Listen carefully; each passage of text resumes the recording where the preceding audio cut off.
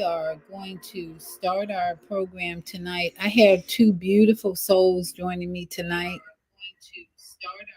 And so I want to welcome tonight Brother David and Brother Abdul Hawk of True Black Light Media. Welcome, my brothers. Thank you for inviting us. Thank you. Yes. Peace. And so we as because the universe is really talking to those who are conscious and awake, we, the three of us, decided we needed to come together along with our brother Amun, who is the leader of True Black Light Media, that we need to talk about all the distractions in our country that are really keeping us from being whole, healthy, and raising our consciousness. So these two beautiful brothers are going to help me, your holistic life coach, present to you some better responses to all that's going on. We're going to talk about some of the major distractions tonight, and then David and Abdul are going to impart some wisdom tonight about how we should be responding and not reacting, because there's a lot of reactions. So first, I want to ask, let's say, Abdul, would you like to introduce yourself to our audience? Tell them a little bit about yourself, especially how you got connected to True Black Media, True Black Well, Light. greetings, all. Greetings. Thank you for that. I am Abdul Huck. Uh, I've, let's see, where to start. I've been into culture basically since grade school. I grew up in the 60s, where during the time when Black Power and uh, Black love, was at its height. And so the environment from schooling on out to the streets it was all about unity and liberation and revolution.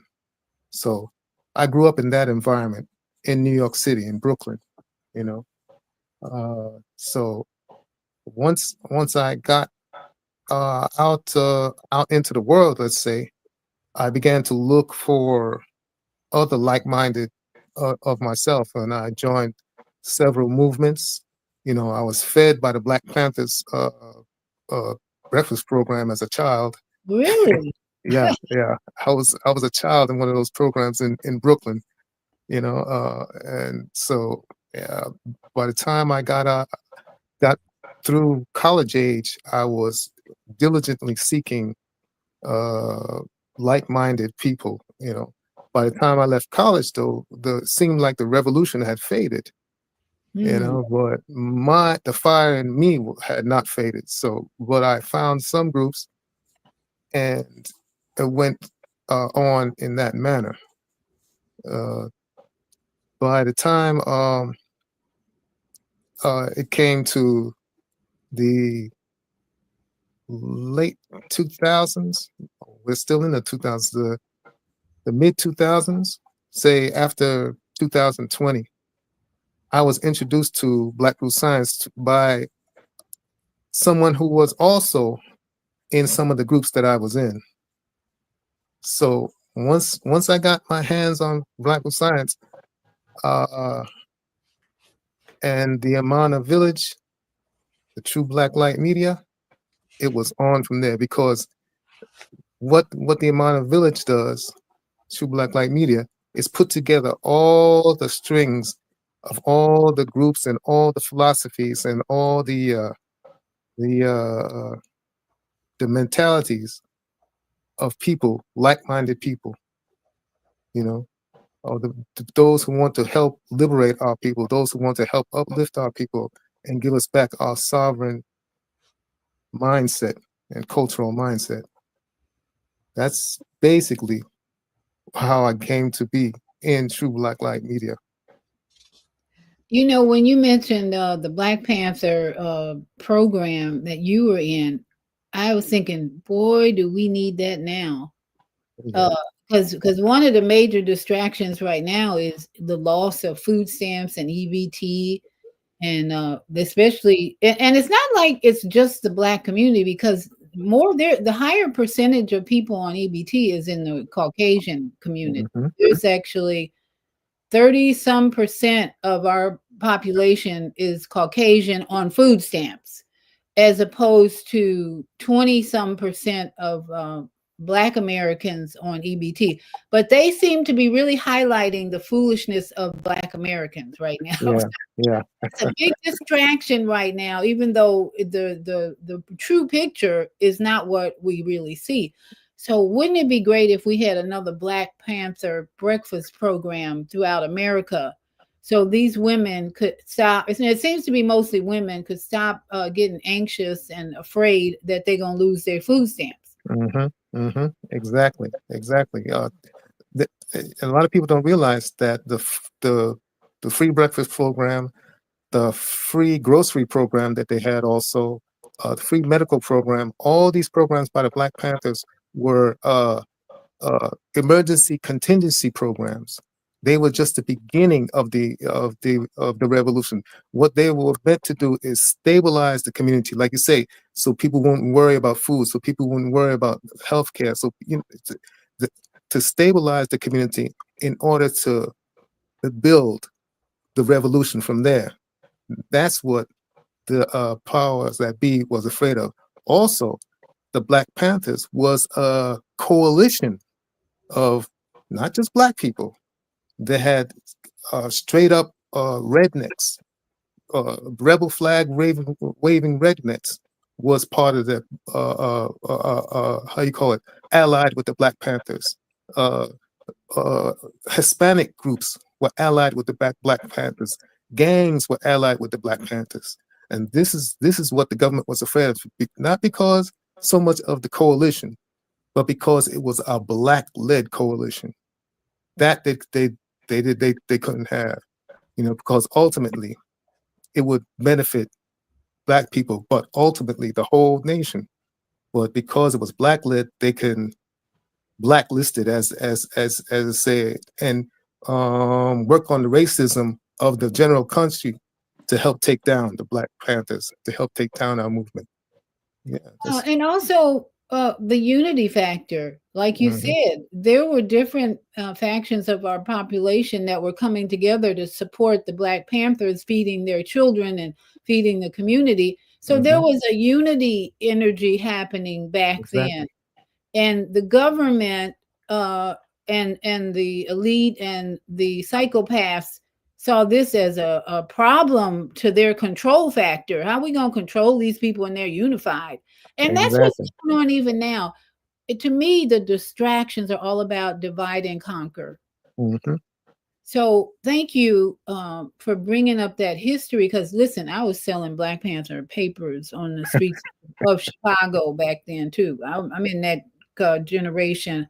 In the 70s, I had a boyfriend who was in the Black Panthers big time, and he pulled me in there to sell some Black Panthers papers on the corners of Chicago.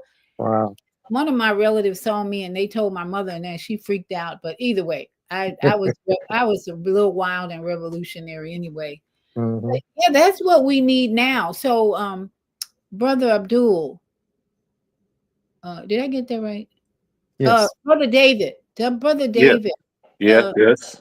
Tell us a little bit about your radical background or Oh, revolutionary. okay. Oh, I no problem letting you know that.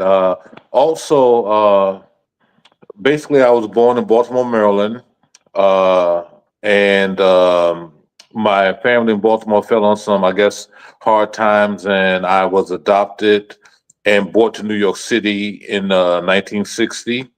And I was brought. I grew up in Sugar Hill. Sugar Hill is what they call the suburbs of Harlem, and just like Brother Abdul, we came up around the same time, and one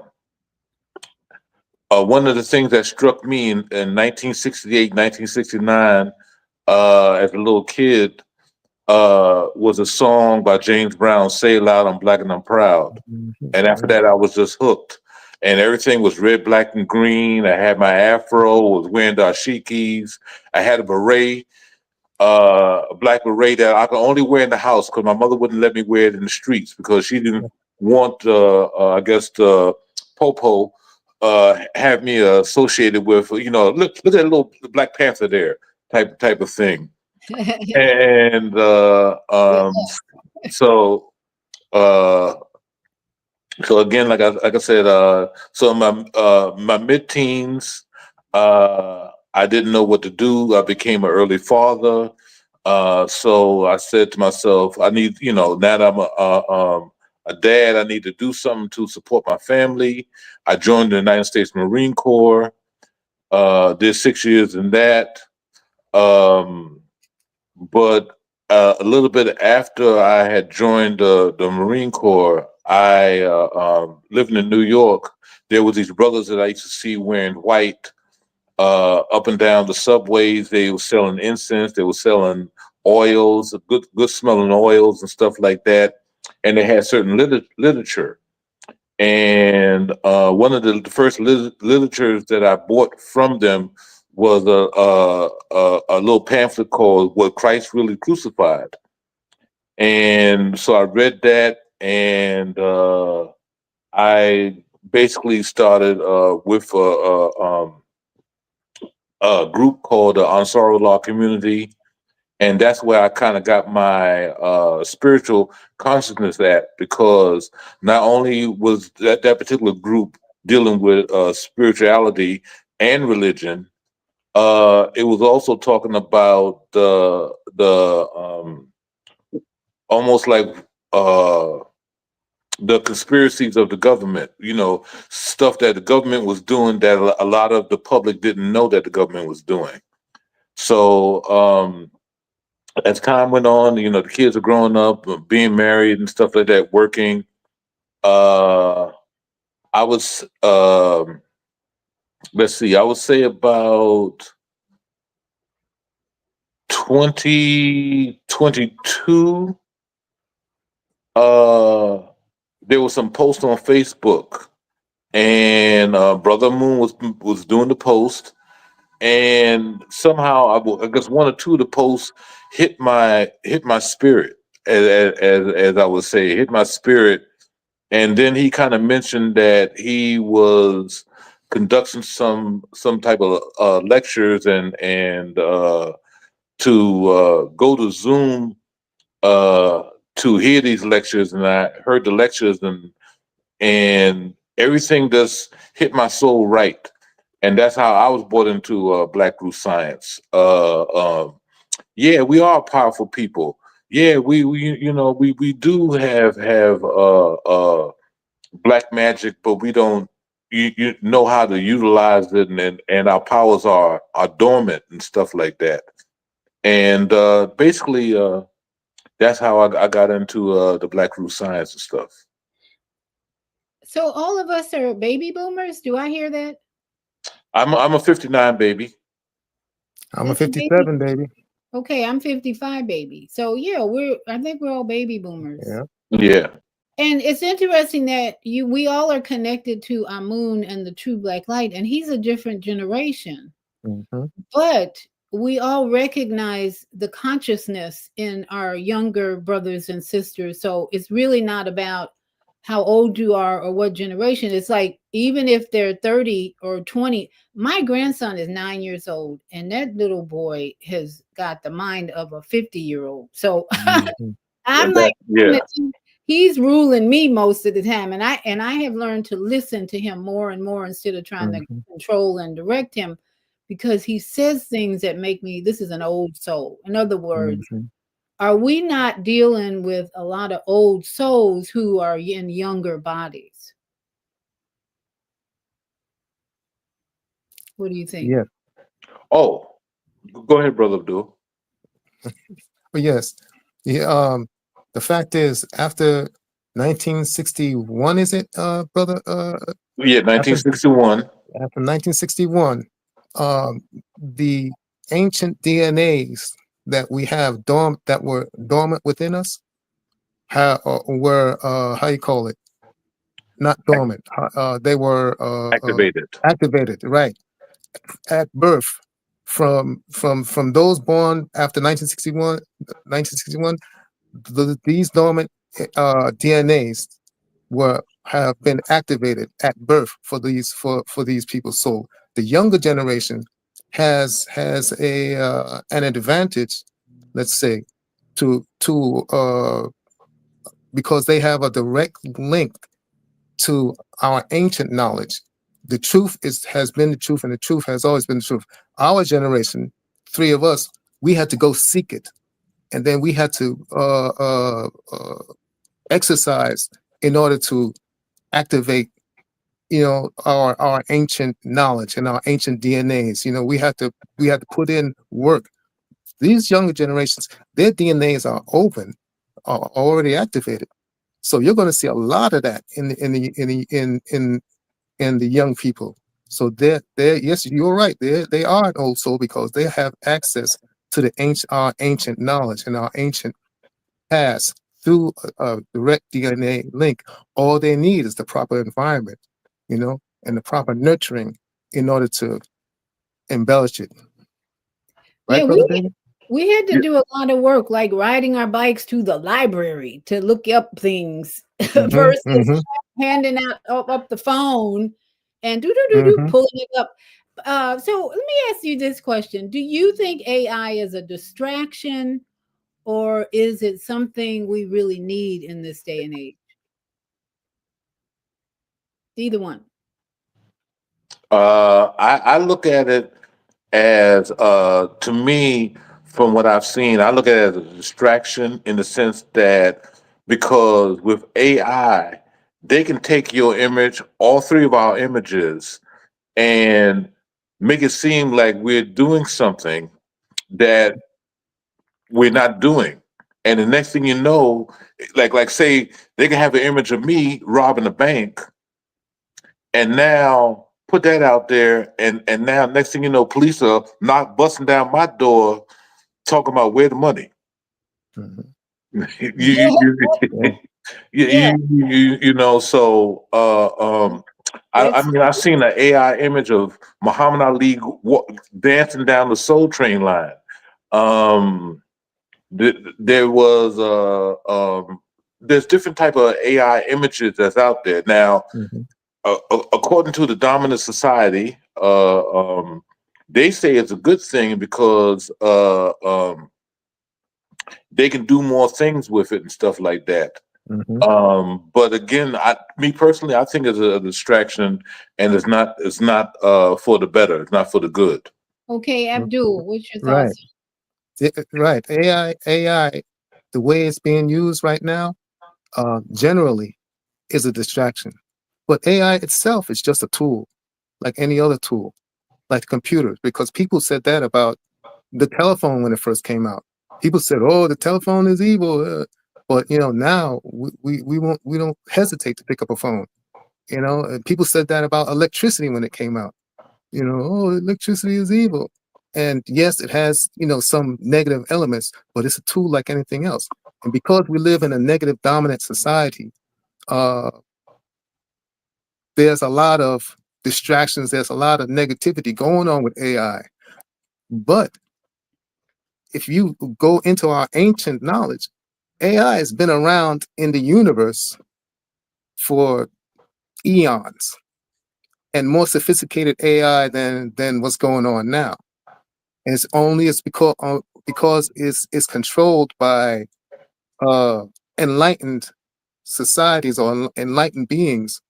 You know what I'm saying? That it's a positive thing. We have to gain control of it. We have to use it for positivity. You know what I'm saying? That's the distraction is not to use it for negativity, but use it for positivity. You know what I'm saying? That's our distraction, not to get caught up in all of what Brother David is talking about. And he's very correct, not to get caught up in that, but to gain control over it, and not to fear it, but to gain control over it.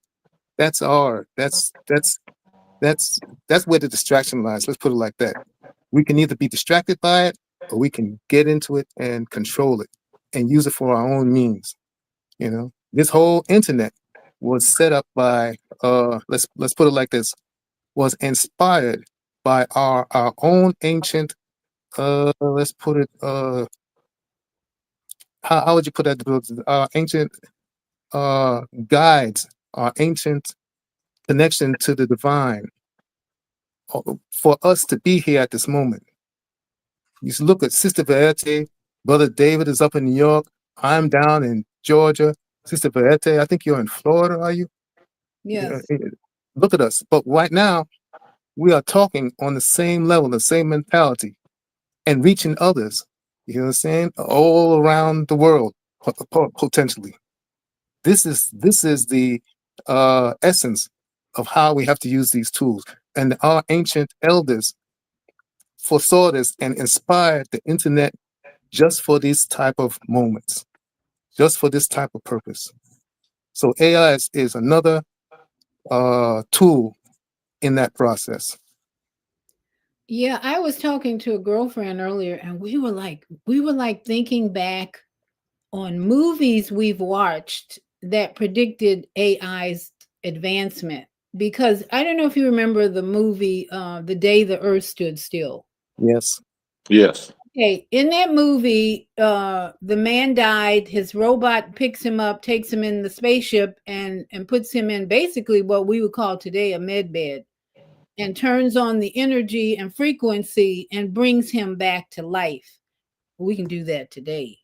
They haven't revealed it all, but that's just advanced AI, artificial intelligence, or what I would really call creative intelligence, because that's why the sick care system is collapsing, because there is technology available to actually scan a human body and correct whatever is out of balance. That is just so prevalent right now, but it's hidden. And so what Brother David is saying, people are using AI for entertainment purposes, creating these images of dead people, alive, looking like they're alive, creating images of, they take you, for instance. Yeah, people are using it for clickbait to make money on. And so what I think what you're saying, Abdul, we need to listen to as taking advantage of the benefits of this tool and using it with our conscious mind to Exactly. create what we need to create in this society. So it's becoming more and more obvious that AI can be helpful more than harmful, especially when it comes to our health and nutritional medical need. I'm in a Facebook group, for instance, of women with breast cancer, and all these women most of them seem to think the chemotherapy, radiation, and surgery is the solution. And so they're looking at their oncologist for advice. Savior, be my oncologist, worshiping the oncologist. Well, someone used AI to ask the question, what is the root cause of this cancer and how can we heal it holistically? Blew my mind when I read the 12 things that AI came up with. They didn't mention chemotherapy, it didn't mention radiation, and it didn't mention surgery. It mentioned, above and most important, it mentioned that we lost the ways of our ancestors. I'm like, what? AI did that?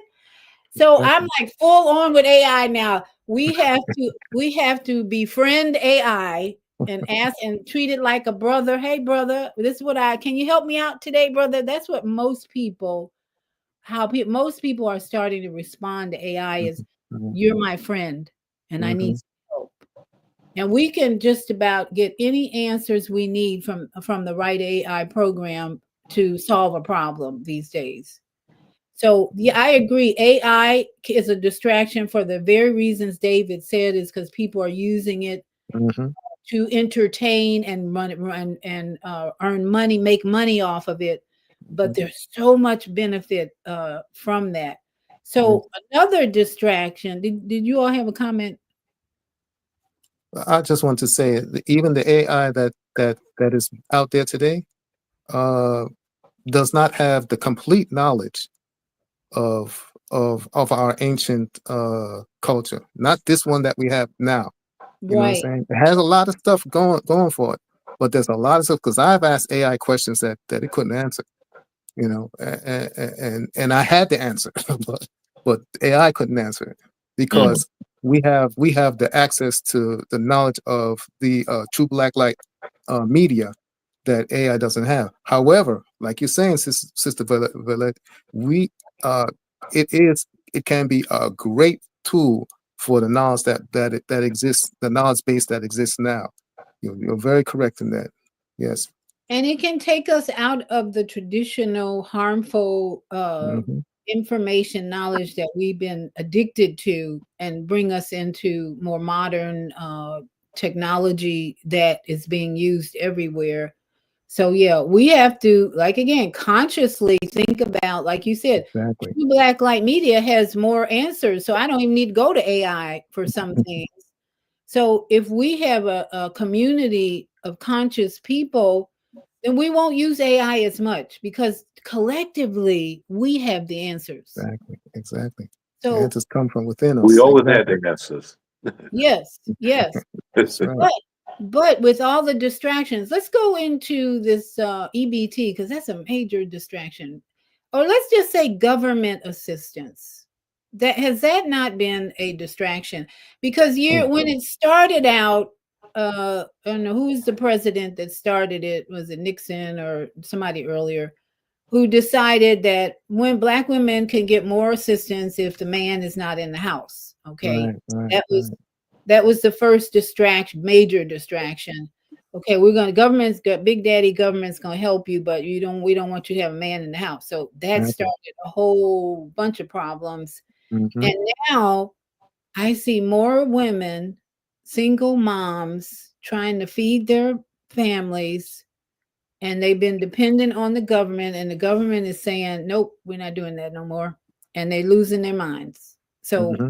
what is the conscious response to these reactions that a lot of single women are having to being cut off from their master? I feel that uh, a lot of the women or just people in general, you know, they're in a panic mode right now because their whole thing is that they're saying to themselves, November 1st, everything stops, but it really doesn't stop because it's more so a ploy. I feel that is a ploy by the government. You know, basically what I'm going to say is that I feel that the government is, you know, because we've been sitting back and watching. A lot of black people have been sitting back and watching the government and things that is happening in the government and not being involved. And for some reason, that has, I guess, disturbed the dominant society. And you know, with the elections, with protests, and now, and they want us to get involved so they can, how you say, have an excuse to try to do something to the black community, Mm-hmm. right? So now they with the EBT, they said we got to find something. I mean, they're not protesting, they're not marching against ICE. You know, they're not doing this, they're not doing this, you know, doing the things that we want them to do. So Mm-hmm. let's see if we cut off the EBT, what they're going to do. Now I've seen a lot of videos where people say, "Oh, well, you know what? If they cut off my EBT, I'm just going to bum rush the store, go in there and grab me a turkey for Thanksgiving. I'm just gonna grab you know some chitlins, and I'm gonna grab this, that, and the other, and run out the store." See, that's what they want you to do. So Mm-hmm. that'll be an excuse for either unliving you on site or incarceration. Yeah, jail time coming up. Yeah, yeah, jail Exactly. time coming up. But what people need to sit back and us as the people need to sit back and do is saying like, okay, if they do that, what can we do now? As black people, we've been without for a long. I mean, you know, for during the Great Depression, black people didn't have food and stuff like that. We survived. We survived. Uh, um, Doing a lot of times, as as the black mighty people, we survived a lot of hardships and stuff like that, and we will survive this one. So Mm-hmm. what black people need to do is sit back and say, okay, government, if you cut off EBT, there's other ways of funding, because even though they might cut off EBT, they ain't gonna let the country go hungry. So they got different, how you say, avenues to feed the people. Now, one of the avenues that I found out is a thing called a website called helpfind.org. So, folks, if tell your family members, helpfind.org. If you put in your zip code, you can find in your surrounding area pantries, resources where you can get food at. So you don't have to be busting up in the store and running out and having the police shoot at you or getting locked up or whatever like that. Um, you can, another thing that people can do uh, um, is look up food pantries in your neighborhood, and utilize, uh get food from that type of source. It may not be Mm-hmm. the food you want, but it's Exactly. food still. Exactly. And Yep. so basically what I'm saying, I hope black people don't fall big for the distraction and stuff like that is coming with the EBT. Mm-hmm. Exactly, brother David. Exactly. That's just another big distraction. They're trying to play the big fear uh, uh, card that they played so many times in the past. 9/11 going on with uh, uh, getting the jabs and going on all these different fear tactics in order to get people moving the way they want us to move. You see, you're very correct in that. So this is just another fear tactic, and I hope black people don't fall for it. Like you say, black people, we have gone through much, much, much worse than this, and we always make it through. This is the time when people should be coming together locally. You know, now if they get rid of EBT, like you're saying, the food pantry is going to be full because that's where all the grocery stores, and stuff get their give their stuff to. So if we're not buying it from the grocery stores are going to get rid of the extra produce and give it to the food banks and food pantries. So just like you say, look up the food pantries. This is when all our local community churches and organizations and should be coming together in order to network locally to help each other out. This is what we've always done. So it's no big deal. It's no big panic. We don't have to go running into the stuff. That's what they're putting out in order for, like the brother said, in order to put us in a trap again. You know, we'll be fine. We'll be fine. Now we're here speaking as conscious, mentally balanced individuals, but the reality is there's a lot of mental illness in the community, and Mhm. I'm gonna be just trigger warning here, just trigger alert, because we got to say it as it. There's a lot of women out there that have been programmed by the society, by the matrix, by the government to be so self-centered that their mental health is gone. Okay, and let me say what I mean by that. I see so many women who will spend thousands of dollars on hair. So many women who are spending money on fingernails and eyelashes. And now they've been addicted. If you've been getting $800 a month of EBT, are you buying fruit, vegetables, and healthy food? Probably not. You're getting a lot of pizza and Coca-Cola.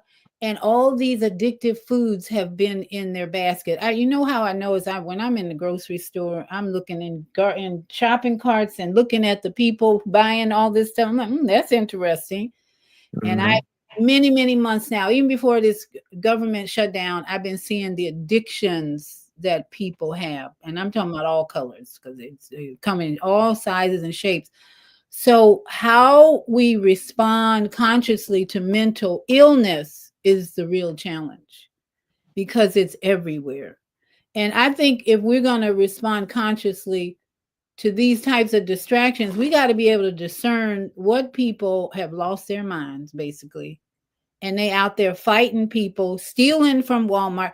There are cameras everywhere, people. And there are, you think, and then people are actually making videos of their plans to steal, which is the stupidest thing I've ever seen. You're gonna put yourself on the phone and broadcast that I'm gonna be stealing from this place, and that place.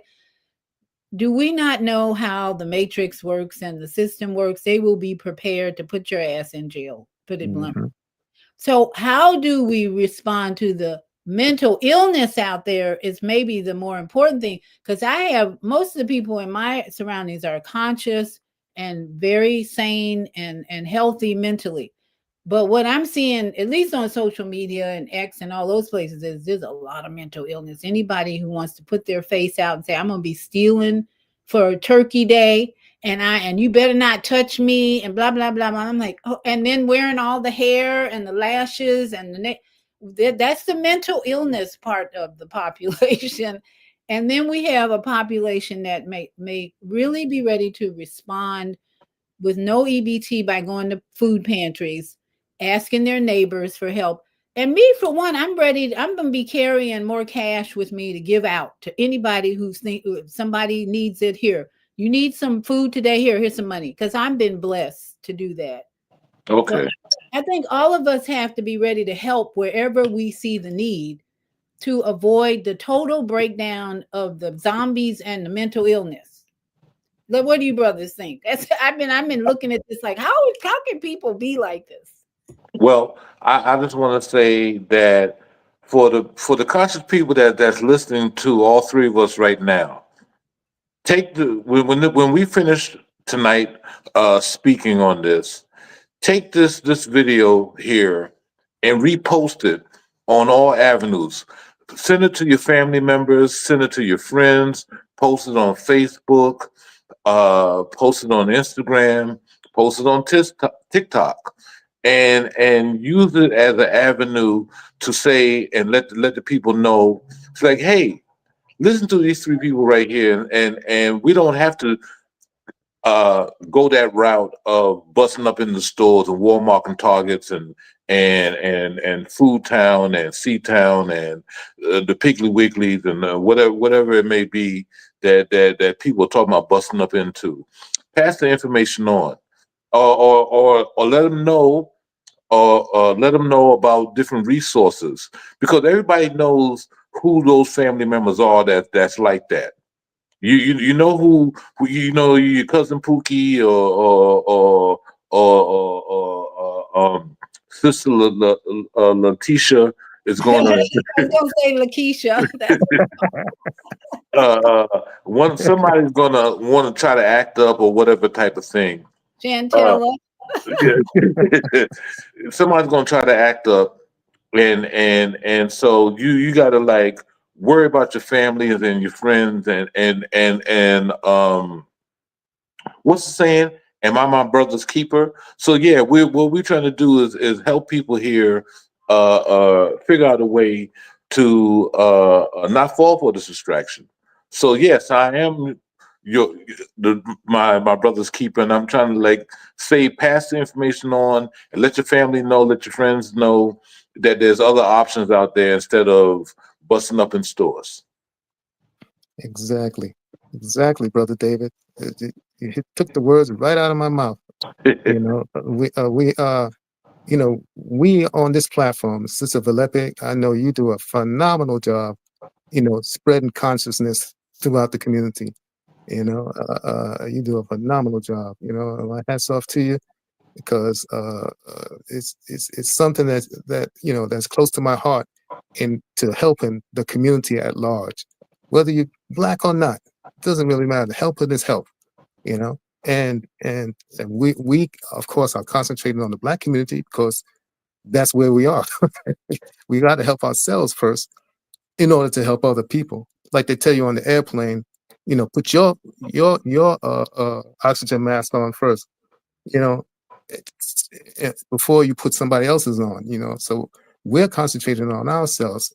And like brother said, we have to go locally, from our families to our communities to people that we know, try to hit them up with the knowledge, try to say, okay, look, there's other ways. And like he said, spread these uh, sessions on Aven and others on this social medias that we have or throughout the medias. Spread the consciousness as much as we can to our families and our friends. True Black Light Media also has people coming in talking about mental health. You know, we have plans, and there are people coming in, and we are establishing avenues for mental health conversations and mental health information. You see, all these things will help in this day and time. Like I said, just spread the knowledge and spread, help each the persons that you can. All of us in the conscious community. That's what we have to do now. We are brothers keepers. Very good. Thank you so much. And are either one of you veterans? I'm a veteran. I'm a Marine Corps veteran. Of Mhm. which war? Or were you in the war? No, I'm post Vietnam. Okay. I joined a year and a half after Vietnam had ended. So you were blessed to have passed over the combat and come out with PTS, not come out with PTSD, right? No, I don't have PTSD per se. Uh, Yeah, but other maybe other traumas, but not that one. yeah. No, no, no. No, no. I had did one thing about the military, real quick. They have a 6 year contract set up where after you do supposedly after you do 6 years uh in the military, uh you're not able to be called back to any type of conflict. So I did my 6 years, and that's why I wasn't called back to like Desert Storm or Afghanistan or stuff, anything like that. My salute you, my brother, because Mhm. it's one thing to do your 6 years and then have benefits that they owe you, and you get out. That's a real blessing, and to me, that's using wisdom that you passed. You got over the war, combat intervention, and all that, but you still have benefits that the government owes you. So I have a lot of veterans in my life. One of them just passed, who is near and dear to me. And so one of the distractions now that I think we have to maybe talk about a little bit is death. That there are going to be, and part of it is about taking medical interventions from our government that have caused a lot of health problems in people right now. There, if you submit it to the COVID madness, then now we're seeing a lot of the repercussions of that. So one of the distractions that I'm seeing is a lot of people are getting sick, a lot of people are dying, and yet we cannot afford to grieve too long for them, is what I'm seeing. The conscious response is to say, wow, what was the lesson from that person's life, and then keep pressing on because we got too many things to do. And I don't know how you feel, but this is my introduction to this distraction of death and suffering because of what people have submitted to in their lives, and now they're suffering from it. So I had to really process grief quickly this week from a 5 year relationship that I observed from a Vietnam veteran, and all the trauma that he couldn't let go of and get rid of, that ended in a lot of suffering and pain. and then finally transitioned into peace. Thank goodness. So that's going to happen more and more, I think, with Yeah. because the last 5 years of our government mandates and such. How do we respond consciously to these events that are going to come up? Uh, well, I will say this. Consciously, if you have an understanding of death and transformation and understanding that the human body is energy and energy never dies, it just transforms to another form. If you get that understanding, you would look at death differently. But because of a lot of us, not us here, but a lot of black people have, how you say, been indoctrinated in a certain dogma. They look at death differently. So yes, they will grieve and have sorrow in their heart and carry grief for a certain amount of time. Now, trying to explain to people that have been indoctrinated in Christianity or Islam or different type of dogmas that's out there, how to get over that grief. Um, I mean, yes, there are certain words, soothing words of wisdom that you can Mhm. pass on to them, but again, their indoctrination may take over their thought process, and it may be kind of difficult for them. But I mean, I had a school buddy pass away in September myself and stuff like that, and yes, his particular family felt sorrowful, but as a conscious person, what you could do is how you say, on your altar, make a little place for that particular person, and do libation type ritual type thing for that person, because now that person now become an ancestor to his family, and that's what black people don't get to understand, that after you pass on, you become an ancestor. You know, you like you said, your friend now becomes an ancestor to his particular family, and he's not gone in the sense that a lot of people think of, that he's gone. You know, he's still with us and stuff, but it's going to take a while for people to, how you say, gain a certain knowledge, uh, um, to get an understanding of how death is. But that's why we're here, True Black Light Media, to give them that type of understanding, and that's how we're speaking about it right now. To constantly give them that understanding, and again, hear what we're saying right now with an open mind. Thank you. Exactly. Thank you. Go ahead, Abdul. Exactly. For the for those who have lost loved ones and losing loved ones, we can only meet them where they are in their mentality. You know, the more conscious we are, the the the the more conscious comfort we can give to them. If they were, let's say, Christians, we can always tell them, hey, he's in heaven now, and he's at peace, you know. But for ourselves, watching our loved ones and our and our acquaintances suffer here, you know, all we can do is try to give them as much of the truth as we can, try to alleviate their pain as much as we can with our knowledge, of holistic health and mental health, But once you've done that, that's all you can do. Once you've done that, you have to be satisfied in your own self that, hey, I did what I could. to comfort this person when he was here, and now he is beyond suffering. So that's all we can do. You know, as conscious people, we warned everybody about the COVID situation.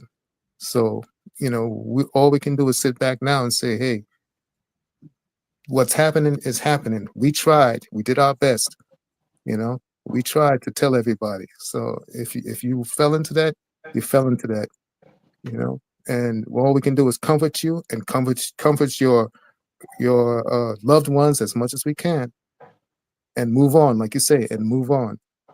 You know what I'm saying? To the next distraction. And you know, guess what? I've heard from a lot of people who got caught up in the jab and the COVID nonsense, and they ask AI how to get out of it, and guess what? They got some good information. Mhm. So that's where AI is going to come in on for help everybody. Is like Yep. when you think there's nothing you can do, your heart problems, your inflammation go to AI and say, hey, you know, AI, I got this real big problem here, blah, blah, blah. I took the jab, and AI will come out with the truth most of the time that you didn't expect.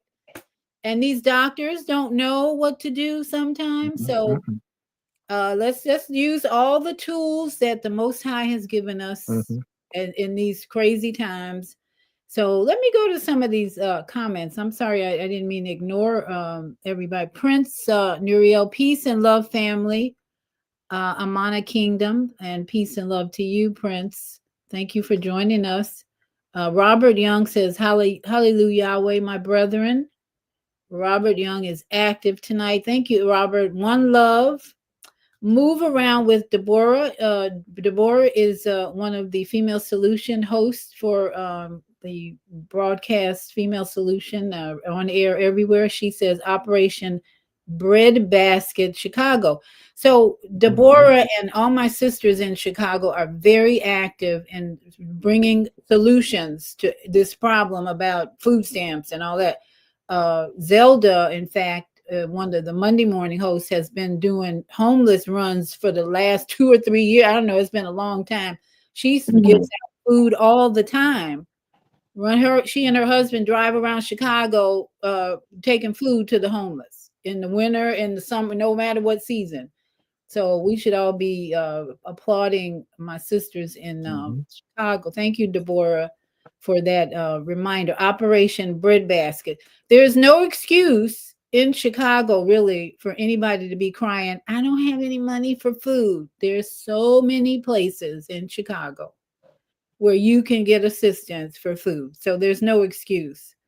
Robert Young says conscious light. That's what we are here. We are full of light and love, and we're conscious. So we're bringing you the wisdom and the solutions. So if you do what Abdul suggested and David, just share this video with as many people as you can, so that they can develop wisdom and consciousness to their problems and challenges, and we can reduce all this suffering in our country and our world. It's crazy right now. And Robert Young says, Shalom, Deborah, and Prince and Queen Beata. Shalom to you, Robert.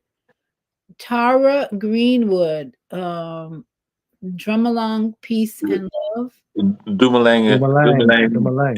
yeah. Drumalang. That's Was a that Saswana greeting. Greeting from the Saswana African language. Greeting. It means hello. It means Yeah, hello. It means yeah, greetings. Hello. Dumalang. I'm gonna have to add Dumalang. that to my final words. Dumalang. Okay, thank But you. that's plural. Sister V, Dumalang is plural. Dumela is singular. So if I would say the hi to you, I would say Dumela, Sister V. That's single, but Dumalang is plural, meaning like hello everybody. Yeah, exactly. Yeah. All right, I love that. It sounds melodic, very. It's like you could sing it. Is there a song that goes with that? Dumalang, Dumalang. It's gonna be a hit. Prince Nuriel says, Shalom, brother Robert Young. Okay, maybe you all should get together. Yeah, he knows you, she knows you. Kirby Gordon, peace family. Thank you, Kirby, for joining us. And this looks like what is that?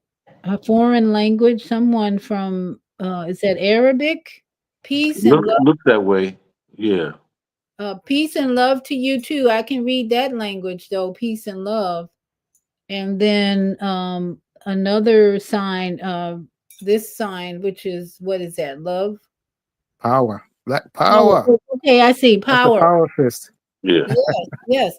And you know, I think this at this time of our lives, the European Caucasian community is looking to melanin people to rise up and be who they are, kings and queens here. Okay. That's who we were in Africa. That's who we are now when we are consciously evolving. I'm with Hmm. a group, the synchronistic human family. Ooh, boy, they evolving so fast. I'm like trying to catch up every Sunday. I'm in there every Sunday because these are some younger, a lot of young people, but it's like three generations in this family, a synchronistic human family. Yeah, the And melanated immortals. Yeah. Mm-hmm. Melanated Immortals, Neb Taharka is the Neptahaka. teacher. Yeah.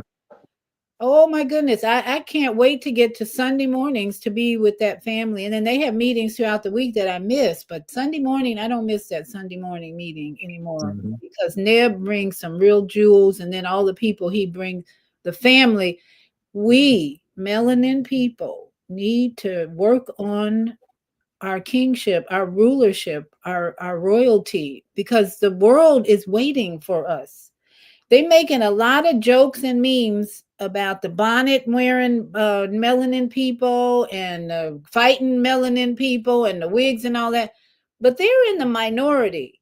It's we who are the kings, queens, conscious ones. We're probably in the majority, and they're not highlighting us because they Hmm. want to control everything. But we're here tonight to remind all you melanin people and all you Caucasian people to let's just get in line and let's all raise our consciousness and evolve together so we can bring peace to this planet, which is in chaos right now. Everywhere it's in chaos. You think I would have thought by now we would have been celebrating Palestine, having a little peaceful period where they could rebuild, regroup. Them devils over there dropping bombs again, fighting all over again, but Trump trying hard to bring peace, and here they go again, dropping. It's like, will this ever end? That's why the prayer of the seven galactic directions is so important right now because it really puts out there the idea that sometime we're going to have peace in this world. We're going to stop all these wars one day, but we're not seeing it right now. But it's really, I think, melanin conscious people who can lead the way to that. And right now we got the Zionists, and I will say that the Zionist mafia trying Hmm. to control Hmm. everything and everybody, killing, murdering, raping. They doing the whole show. It's a very good entertainment, bad entertainment. And it's up to us to make the change, which means we got to heal our addictions. We got to fast more. We got to breathe, Meditate. meditate more. This is what we're called to do Hmm. in these seasons. So Exactly. thank On you.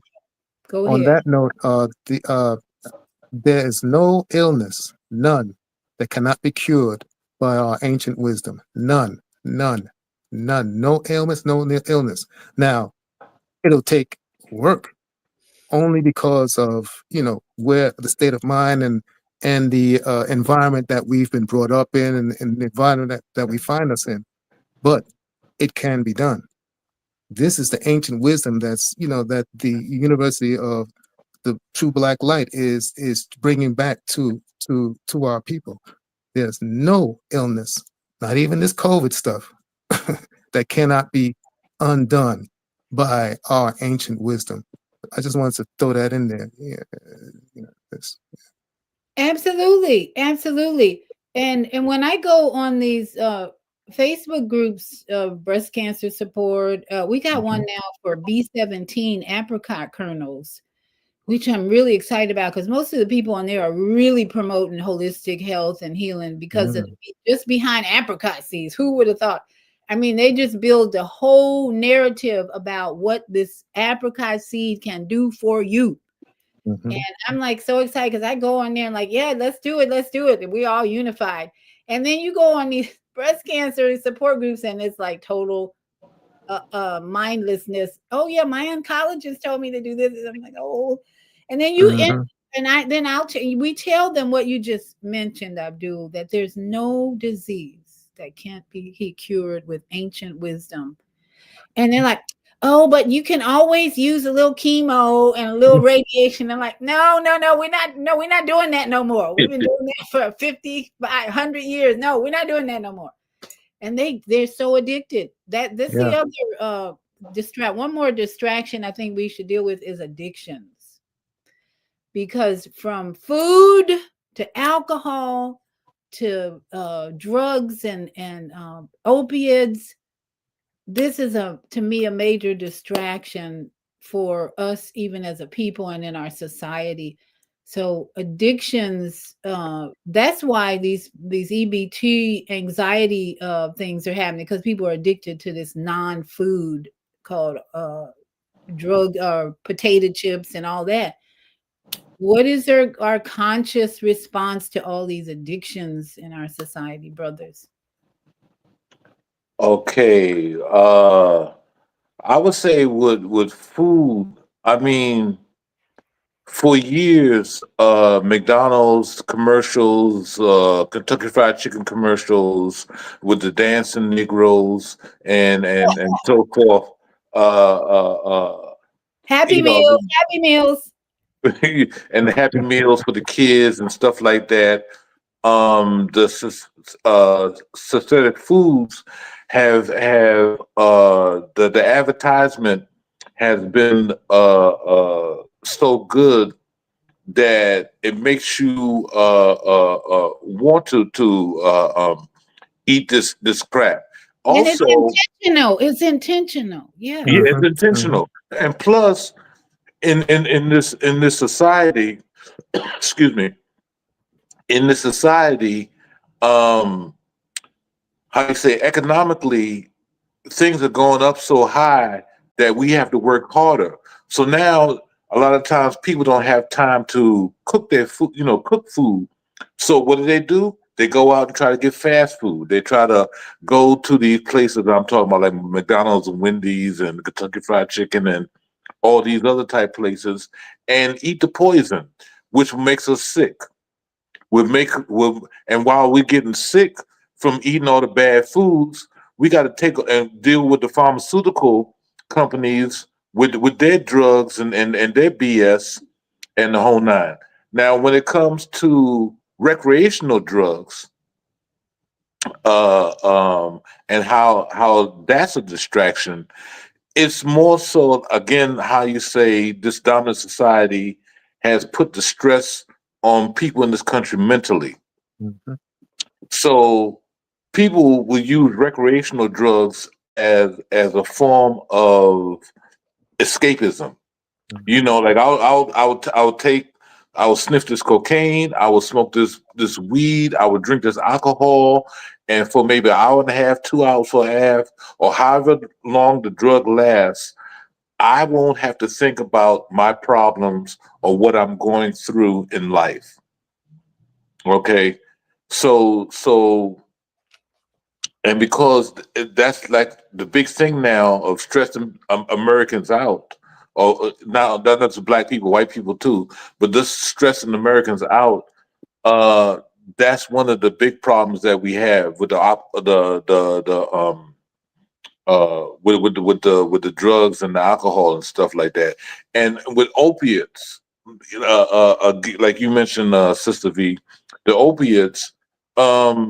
You eat the bad foods, you get some type of tumor or something going on in your body, and now you have to get like an operation, and now you get the operation, and because the operation something is taken out of your body that's supposed to be there, that's functional but it's not functional right now.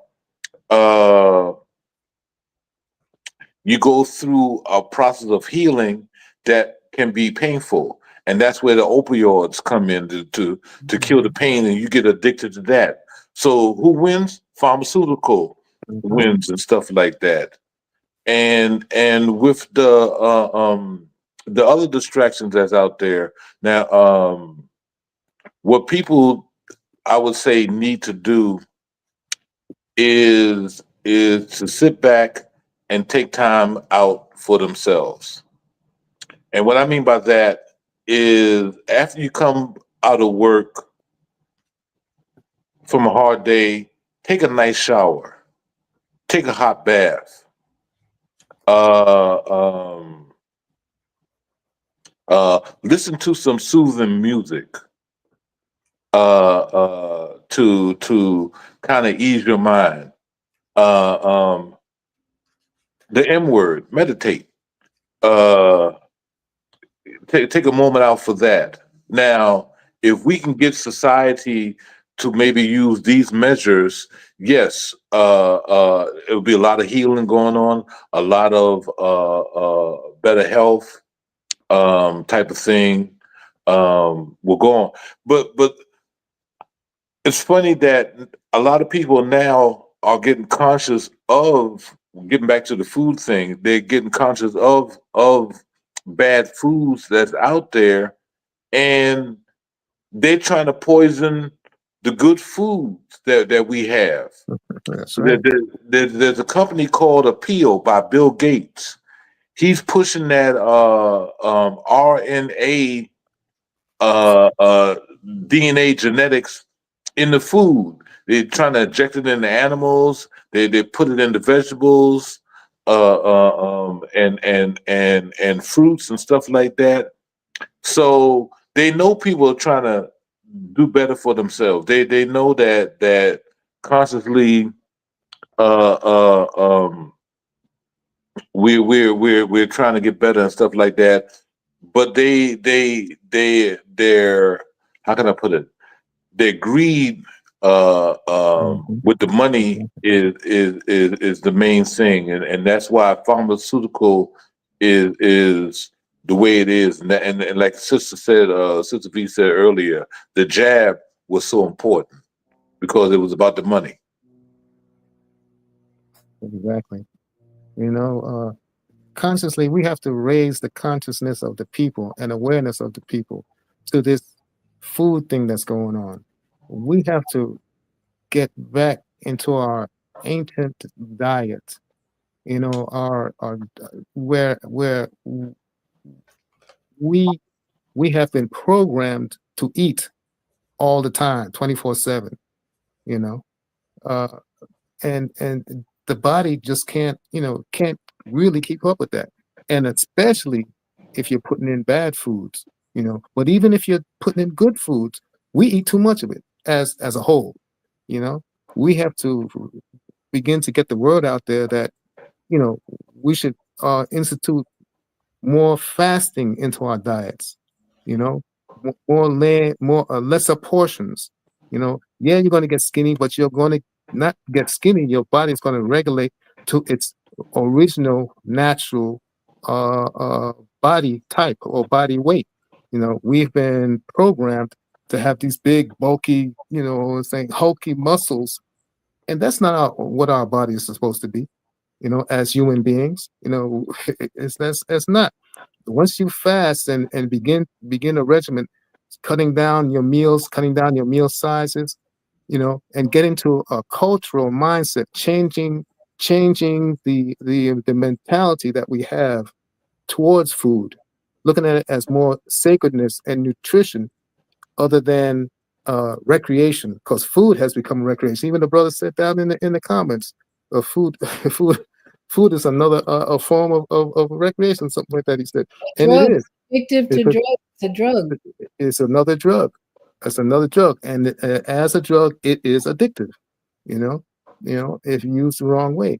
So we have to put out the word that hey, you know, food, we need food, but we don't need food the way we've been programmed to do it. And it's hard because everywhere you look, next thing you look, you're gonna see a big biscuit on a billboard. And then you're gonna see a big pancake in the window over there. Then you're gonna see, on television, you're gonna see Kentucky Fried Chicken all over the place. You see what I'm saying? So it's a struggle, but we have to bring awareness to that to those to the plot, like we did with COVID, to the plot that, hey, they're trying to distract you. They're trying to program your mind. This is not how it's supposed to be. Once that is, we have to feed them the information about proper dieting, proper eating, and proper nutrition. That's our job as conscious people. Yeah, Yeah, I think I just want to add Hmm. to what Brother Abdul's saying. Yeah, folks that's out there, one meal a day it should be sufficient enough to eat, because like Brother Abdul was saying, we've been indoctrinated to that 3 meals a day thing. You eat breakfast in the morning, like say you eat breakfast at 8 o'clock. Okay, that food is still sitting on your stomach. It takes a while for that food to digest. Next thing you know, they push lunch on you. Lunch is what, about 12, 1 o'clock? Now that food from breakfast really hasn't digested yet, but now you're putting some more food on you, which is called lunch. And then to end the day off, you had this thing called dinner, and that's the third meal. And like I said, so now you got two other sources of food that's on in your stomach, and you add a third with dinner. So your body, how you say, is really your stomach, especially, is being traumatized and not functioning right because it's not able to digest the foods the way it's supposed to digest, and you're making yourself sick, and it's causing your different like your organs to mess up and stuff like that. But Hmm. I would say 1 meal a day uh, um, is good. Black Root Science said to eat every 72 hours, eat every 3 days. But that's going to take some time for a lot of people to get up to that factor and stuff. well, hopefully, a statement like what Kirby is making will persuade people to change their habits. When he says, "I heard, I do not know if it is a rumor or not, but they are serving human meat." That's very likely. Amen. Yep. Oh, I mean, every time you pass a this is me. I pass Kentucky Fried, Popeyes. I'm like, where they getting all this chicken from? Every day they are slaughtering hundreds of chickens. Where is it coming from? Hmm. Somehow the human meat factor has to be in there. And Yep. We're living in the time of Solid Green. yes, that was the word. Soylent Green. They always make movies about what's coming, and here we Yeah. are. Exactly. So people think they eating chicken, and maybe not, maybe not. And so hopefully this might persuade some of you and us to die to fast. You Hmm. brothers already mentioned it. I think the conscious response to all this addiction is whether it's sex or drugs or food or something else that you're TV, at least once a week, fast from all of that and go sit under a damn tree, if nothing else. Exactly. Or go sit by the lake without your phone. I mean, people can't do anything these days without their phone, but one day, start with 1 day a week, turning everything off, no eating, no drinking, just sit by in nature, either whether a tree, the beach, the wherever you can get into lots of green trees and earth, barefoot on the earth, 1 day a week. That could shift your body into producing your own stem cells because these days stem cells are so valuable and in demand, but I'm finding out your breath work can produce stem cells, and then Mm. spending time in nature, just being quiet, can produce stem cells. So we can, like Abdul said, we have all the ancient wisdom to heal anything, but are we willing to be disciplined enough to practice and Exactly. absorb and take that in? Hmm. Exactly. Oh, that's such good advice. Such good advice. Unplug at least starting once a week at least. Oh, that's beautiful. I used to keep the Sabbath every Saturday Mm. when I went from Christianity, Sunday school, all that, into Hebrew Israelite and Uh-huh. studying Hebrew. So I kept the Sabbath every Saturday. And then I started realizing, okay, if I'm gonna rest, I need to give my digestive system and everything a rest. So Saturday also became no food. No, and I'm Mm. doing that even now. More, I'm starting it all over again. No food on Saturday. I don't have a church building I go to. Nature's my church, but I practice the things that my grandfather and my ancestors taught me in nature now. So Mm. I want to recommend that to everyone because there are so many addictions, especially the phone and the tablet and all that. One day a week, cut things off and go to nature to try and spend more time in nature wherever you are. And now that winter is coming, you can still do that. You're just gonna have to wear more clothes. Now here in Florida, we don't have to do that, but just get outside on one day a week or just spend time in your home with everything shut off, Mhm. meditate, listening to good music, and watch your body begin to transform and lose those addictions. That's what I'm finding. And get some sunshine, get some vitamin D. Absolutely. Yeah, absolutely. That's what being out in nature is all about. My friend Elitam Elamim, who's a breatharian, he doesn't eat or drink anything. I've been with him long enough to know that's true. And he walked through Africa, and he is lean and muscular, very lean and muscular. And his nourishment is the sun, the moon, the stars, the grass, the green, everything outside is he's nourished by. And so it can be done. But there's that spectrum of Elitam Elamine over here, no food, no water, all in nature, getting all his nourishment from nature. And then you got people on the other end who have to have 4 meals a day and a lot of sex and a lot of this and a lot of that. And they're fat and overweight and diseased. So can we start moving to the middle and then eventually over here with Ellie Tom, because that's where perfect health is, in my opinion, where you're not eating anything. Just let nature nourish you. Kwame says in a forest environment that has been scientifically shown to improve physical and mental health. Yes, yes. I listened to this woman, Celeste Sebi. She has a song called Forest Spirit, and it's an hour-long meditation that is just heavenly. Mm. Benefits range from stress reduction and mood improvement to boosting the immune system. Absolutely. Thank you, Brother Kwame. He's in Georgia out there in a beautiful environment. One day I'll have to visit because he's in heaven out there. That's another thing with I know this is we going on, but distractions, religion versus spirituality. Um, I'm starting to see more and more that there is no hell except in your mind. And then heaven is when you leave your body, actually, because that's pure peace, love, joy, all that is heaven. But we've got a lot of people caught up in the idea that hell, you're going to hell if you don't do certain things. And to me, that's a distraction of truth from truth versus the reality of the spirit we that's in us and experience from living on this planet.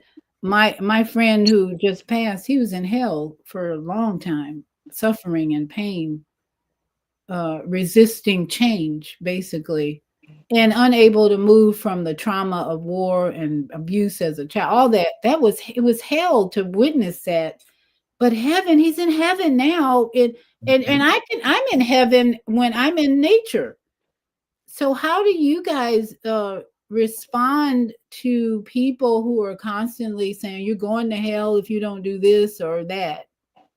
That's a distraction to me of evolving to a place of heaven while we're on this earth. I will say basically that a lot of stuff has been beaten into us. I mean, uh, from the way history shows, when we were brought over here on the ships and everything, uh, we had our consciousness, we had our way of life, we still had our knowledge, our spiritual knowledge, and the whole nine. So that's first generation, I guess, first generation slaves. So that first generation slaves, how you say, when they were brought over here, they were beaten not to play the drums. They were beaten not to do a lot of the things that they did back in Africa because the dominant society that was running things at the time wanted to take that from them, strip them of all their knowledge and their ways of wisdom, and push on them their form of religion of Christianity. And after being beaten for so long of pushing on this Christianity, the beatings take on a life of itself. Because even when I was coming up as a child, I didn't want to go to church. But my mother, and I told my mother a couple of times that I didn't want to go to church. It didn't work out well for me, but I told her that, and I was forced to go to church. So when I got basically 16, she asked me, "Do you want to go to church with me?" And I said, "No, I don't." And it was like I was kind of like free of not having mandatory churches on going to church on Sunday and stuff like that. So I say that to say we a lot of black people have been beaten and indoctrinated with Christianity and stuff like that, and it's very hard. It's very hard to how you say get that out of a lot of black people because that's all you know. A lot. I mean, that's what a lot of them. That's all they know and stuff like that. And it's kind of hard to change or change midstream knowledge and stuff like that.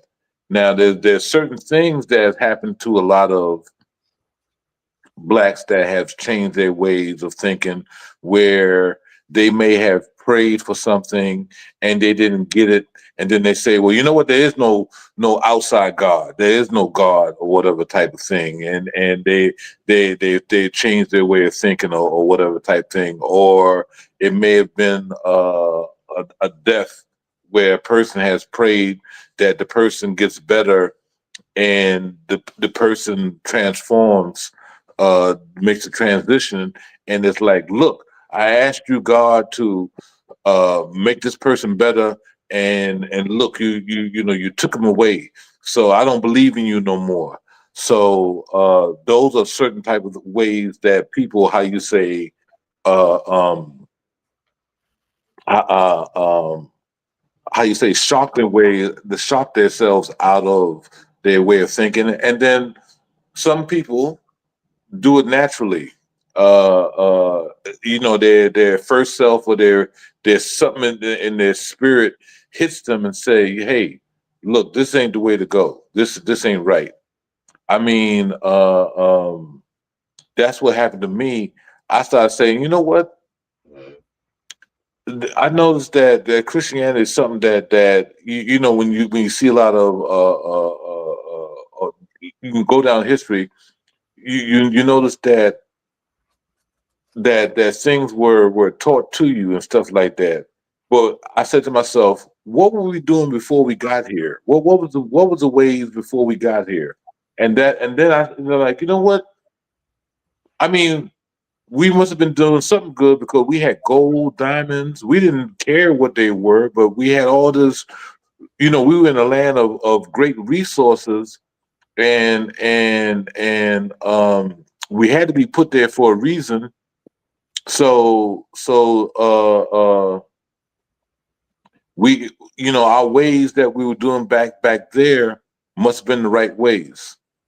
So how do we get people to kind of change? We have to do it very delicately. Like take like a little, hit them with some right knowledge, but take the little baby spoon, like the little tiny baby little spoons that you feed babies, and try to work on their logic, and hopefully that their logic, little shots of logic will awaken them to come around to see what the truth is. And that's what this journey is all about. Go ahead, Abdul. Yeah, exactly, brother. You plant those seeds, and you never know you never know when or where those seeds will sprout, and that knowledge that you told them way back then will begin to take root, you know, and they'll begin to see. Uh, this whole religious thing, it's another oh, you're going to hell. It's another fear tactic. It's another distraction. It's another their whole religious, political, educational system is built to solidify their economic system, which is all based on greed. Everything, if you follow the money, everything is based on greed. And the religious system and its message is nothing but a pacifier to keep you locked into the system, locked into that greed, locked into that consumption. Oh yeah, it's Christmas. Let's get some turkey and some Coca-Cola. You know what I'm saying? It keeps you. It keeps everybody placated. They used our natural uh, uh, magnetism or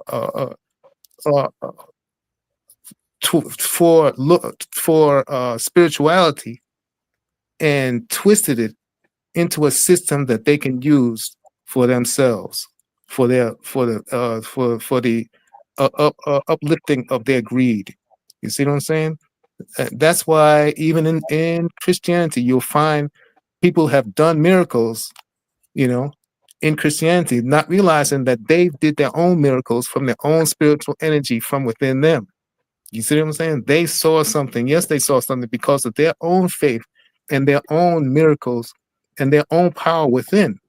Instead of connecting to that power, like all the religious, the original religious masters that came. Jesus said, "The spirit of the heaven is within."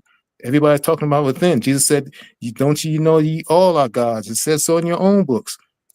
This is what he came to teach, but his message has been so twisted that it's unrecognizable.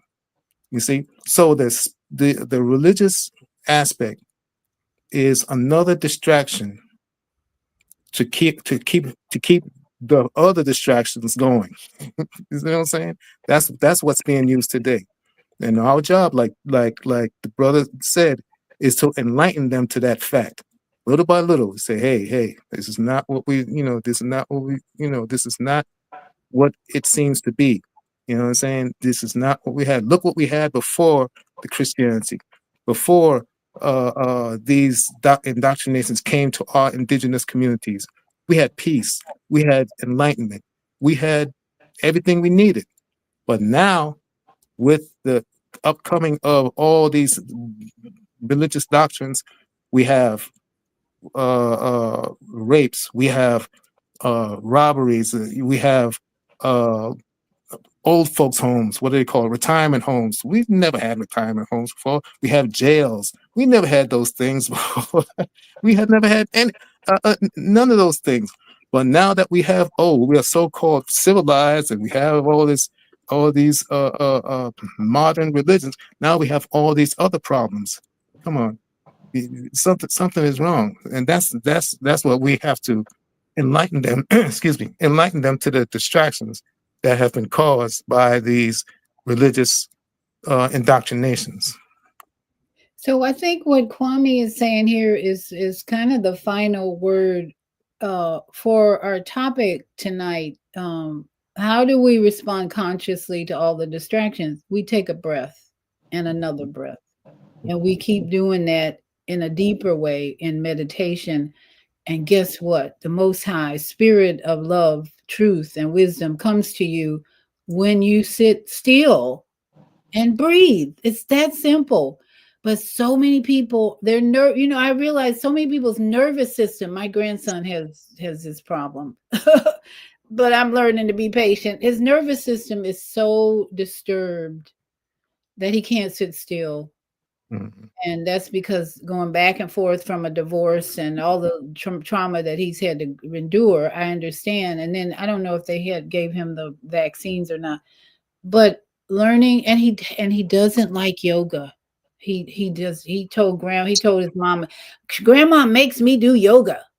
I'm like, oh, that's really horrible, isn't it? And for him it is, because his nervous system is Mhm, so out of whack. mhm, So Kwame is reminding us we all inhale and exhale, enter and take in breath, and that's the life of the creator, the most high, Yahuwah in my language, and end by exhale at death. So let us end tonight with some meditation and breathing from the Kaya music. And I'll let you brothers have a final word. But I want to just do a little meditation, maybe a minute from the Kaya, take us back to a motherland, Mother Africa. And everybody just take a minute to inhale to a count of 4, hold it for 7, dwell in that 7 number, and then exhale for 8. We're going to do for about a minute.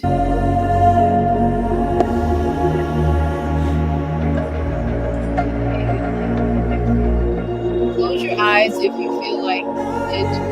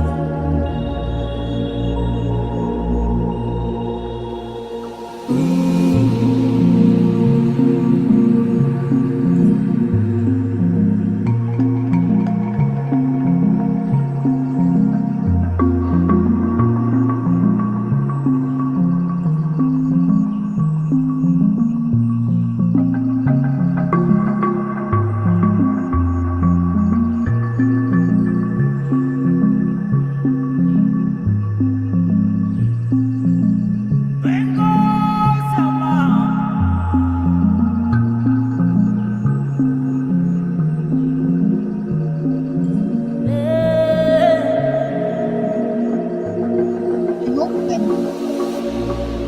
that if you've been with the True Black Light Media, you've been listening to some of the beautiful meditation music that Brother Amun brings in. I spent 40 days with him and the Black Light Media family doing meditation for 3 hours. It was just so amazing. And the mhm, music was what kept me going. It was like this, he brought in so much really good meditative and spiritual and African music. So I think the three of us agree that the final word tonight is, how do we respond consciously to distractions? We breathe and we listen to music that speaks to our soul, not just our flesh, because there's a lot of music that speaks to our flesh, makes us move it. But we need soul music now, and not necessarily James Brown, because that was more flesh music on some level. But Earth, now wind, and fire. for all of us to consider, how do we respond? How do we react? Are we going to react? You're going to react if you're not breathing deeply, but it's hard to react when you're in your breath. It's you can't help but if you spend time in your breath deeply thinking about what just happened to me. You're in a car accident, you're in traffic. When you start breathing deeply, anxiety goes away, frustration, fear goes away. But if you're not breathing, hey, wait a minute, the F word will be flying out your mouth and everything else. But when you mhm. consciously take in the inhale and exhale practice, that's what helps you consciously respond to all these distractions that we've been talking about. So, Brother Abdul and David, I'll let you have the final words.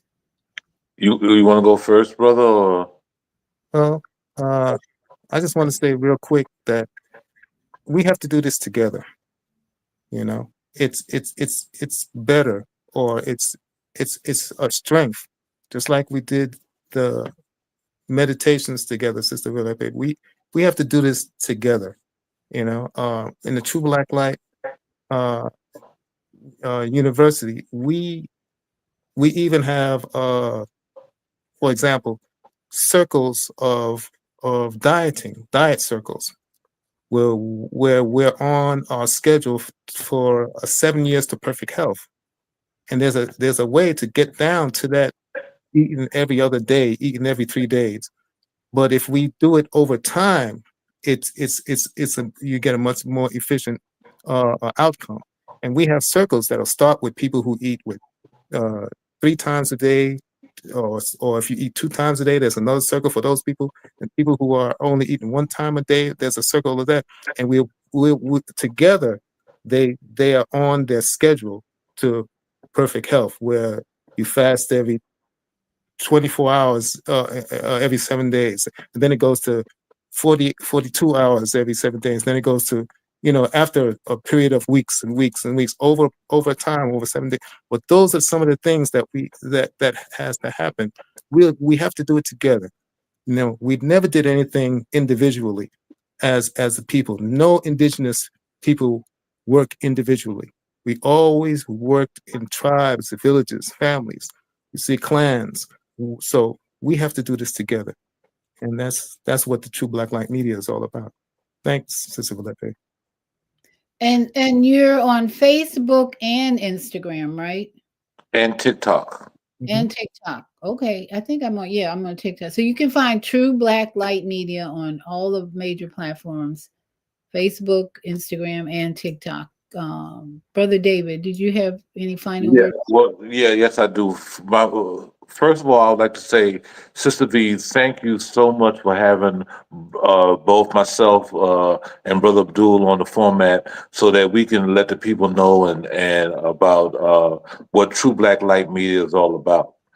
And I just want to say to the people out there, folks, it's time for the awakening. We are going through an awakening right now. You may not understand it. You may have lucid dreams and weird dreams like, why am I dreaming this? It's because you are awakening. And what we're here with True Black Light Media, we're here to help you get an understanding of what you're going through, with your awakening. There are books. Instead of being distracted with TV and music and worrying about EBT, be distracted by picking up a book. Pick up a book. And one of the books I would suggest to pick up is called Black Root Science, Volume 1. In that book, there's a lot of information of how we got here, what to do, how to meditate, certain exercises to remember yourself. Being at Volume 1 of Black Root Science was so good, they had a Black Root Science Volume 2. There's other books that's out there that our brother Moon has written, Words of Wisdom, that has great information in it that you can utilize. Soulmate books about Black family structure and raising kids. It was written also by Brother Moon that can be helpful in the family household to get an understanding of stuff.